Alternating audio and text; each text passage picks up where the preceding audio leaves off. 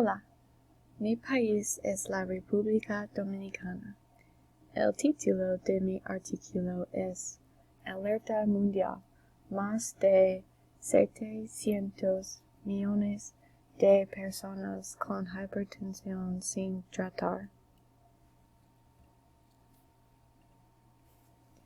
El número de adultos de entre 30 y 79 años tiene subir en los últimos 30 años de 184 países. La investigación estudiada por la Organización Mundial de la Salud y Universidad de London.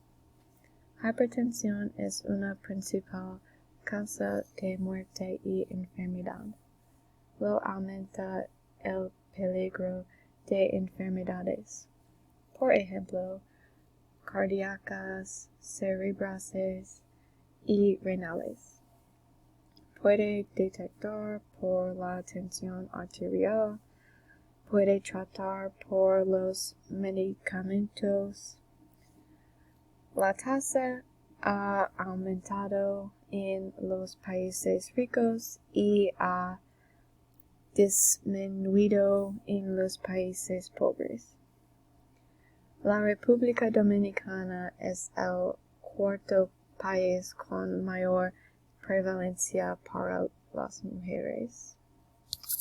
El número de casos es creciente porque del crecimiento demográfico y el envejecimiento.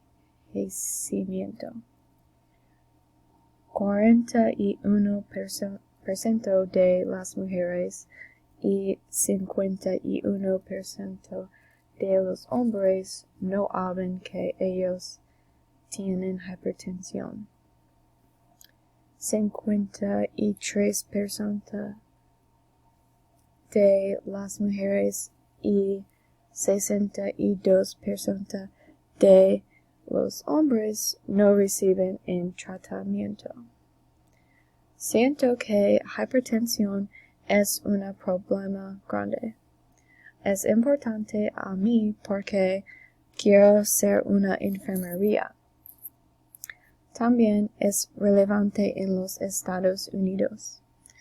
Muchas personas necesitan tomar medidas por su hipertensión.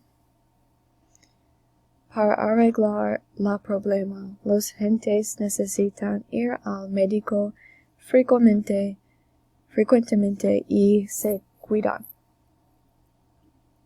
Ellos pueden hacer ejercicio, comer saludable y dormir bien.